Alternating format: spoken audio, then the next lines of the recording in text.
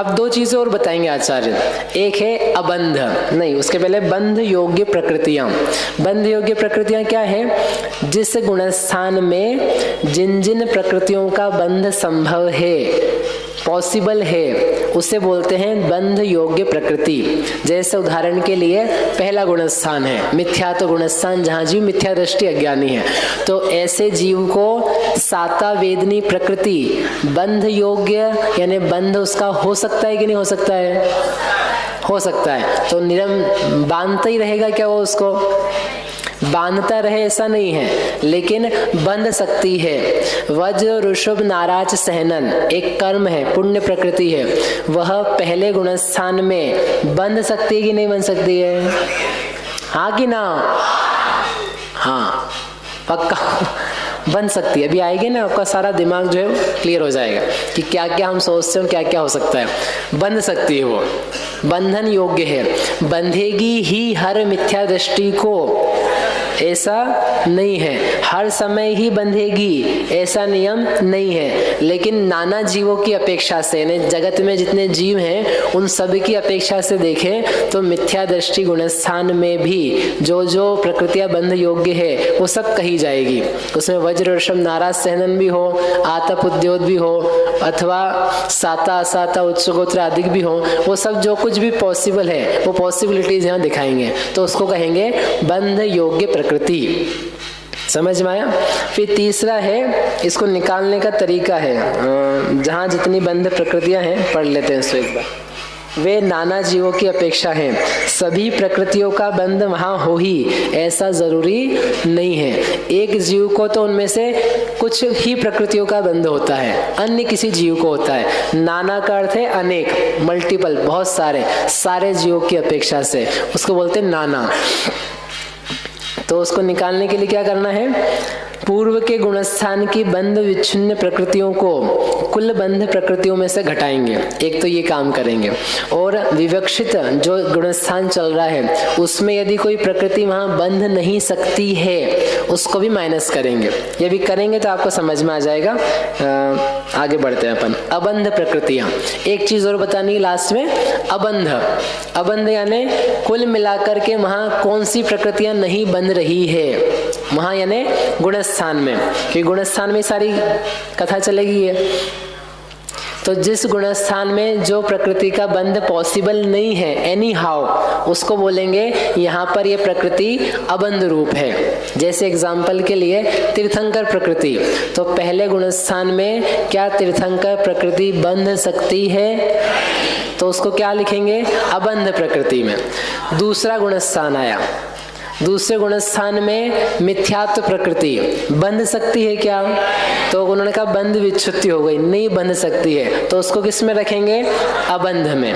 तो अबंध में यानी यहाँ इसका बंध संभव ही नहीं है। बंध योग्य यानी यहाँ इनका बंध पॉसिबल है, और बंध विच्छुत्ति यानी यहाँ तक इसका बंध है, इसके आगे इसका बंध नहीं पाया जाएगा।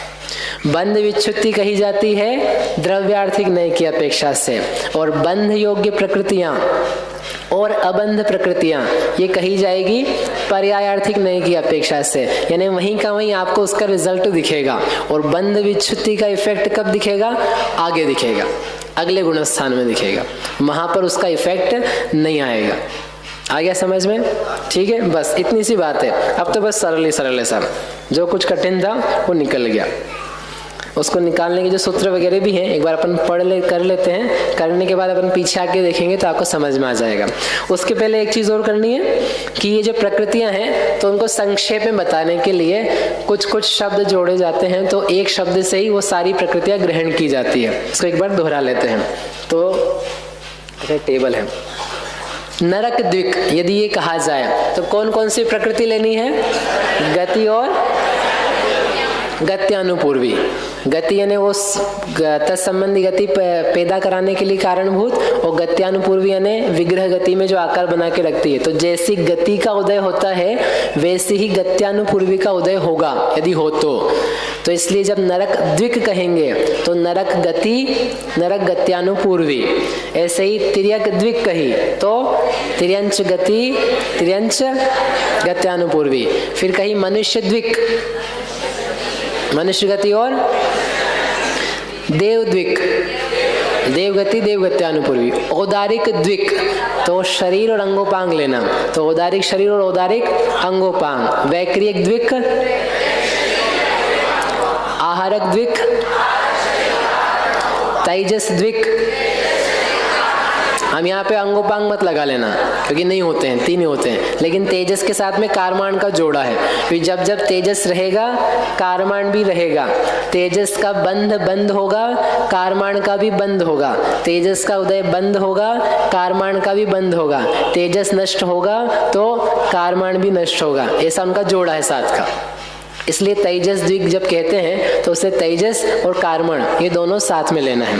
फिर है हास्य युगल, यानी हास्य द्विक कह लो या युगल कह लो, एक ही बात है। हास्य और रति, कल अपन ने कब बात करी थी, रात में कभी, तो हास्य और रति साथ में ही चलते हैं। बंध भी साथ में, उदय भी साथ में और सत्ता भी साथ में, और जाएंगे भी तो साथ में, बिल्कुल पक्के दोस्त हैं।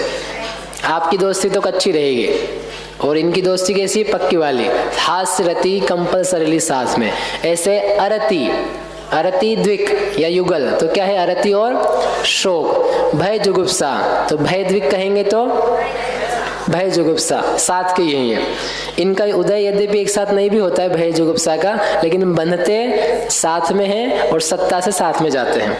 फिर है अगुरु लघु द्विक, तो उसमें लेना अगुरु लघु और उपघात। ये द्विक वाली इतनी सारी प्रकृतियां हैं। फिर आगे है 3 और 4 वाली, आगे करना। सूक्ष्मत्रय यानी सूक्ष्म, अपर्याप्त, साधारण, ये 3 लेना है ना। फिर दुर्भग त्रय, दुर्भग, दुस्वर, अनादेय। फिर है स्त्यानत्रिक, स्त्यान यानी कौन सी कर्म था वो, स्त्यान गृद्धि, निद्राएं, दर्शनावरण। तो स्त्यान त्रिक क्या है, गाढ़े हैं, तेज हैं, तो उनके तीनों को जोड़ों को लेते हैं। स्त्यान गृद्धि, निद्रा, प्रचला, ये 3 हैं। फिर है विकलत्रय, तो ये पता ही है आपको, 2 इंद्रिय, 3 इंद्रिय, 4 इंद्रिय। फिर नारक चतुष्क लिया तो नरक गति संबंधी 4 लेनी है। तो एक तो हो गई गति और हो जाएगी गत्यानुपूर्वी, और साथ में शरीर और जोड़ो, तो नरक गति में शरीर कौन सा होता है, वैक्रियक, तो वैक्रियक शरीर और वैक्रियक अंगोपांग। तो यदि हमको ये चारों शब्द विस्तार से नहीं बताने हैं तो कितना कहेंगे, नारक चतुष्क। ऐसे ही देव चतुष्क, तो देव गति गत्यानुपूर्वी और साथ में शरीर लगाना, वैक्रियक शरीर और वैक्रियक अंगोपांग, ठीक। फिर शतार चतुष्क, इसका जब यूज आएगा तब बताएंगे, लेकिन शतार चतुष्क यानी जिनका बंध शतार स्वर्ग तक होता है। 12 स्वर्ग है ना, 16 है ना, तो उसमें 11वां 12वां है शतार सहस्रार। तो जो शतार स्वर्ग तक प्रकृतियां बंधती है तिर्यंच गति वाली, उनको लेना है। तो तिर्यंच गति, गत्यानुपूर्वी, आयु तिर्यंच की और उद्योत, ये 4 तिर्यंच गति संबंधी प्रकृतियां, तो ये 4 हो गई। फिर है त्रस चतुष्क, ये सिंपल है, त्रस, बादर, पर्याप्त, प्रत्येक, ये 4।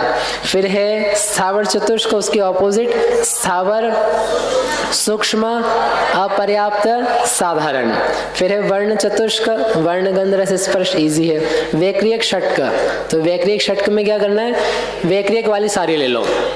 वैक्रियक शरीर, अंगोपांग, ये किसके साथ में रहते हैं, लेकिन किस गति में, देवगति और नरक गति और गत्यानुपूर्वी, सबको मिलाए तो क्या हो गया, वैक्रियक षटक। तो 6 लिखने की, इतना लंबा लिखने की बजाय क्या बोल देंगे, वैक्रियक षटक, ठीक है। समझ में आया, ये काम आएंगे आगे, नहीं भी याद रहे तो कोई बात नहीं, आगे हमने खोला ये जगह जगह, आप बार बार पढ़ेंगे तो आता जाएगा।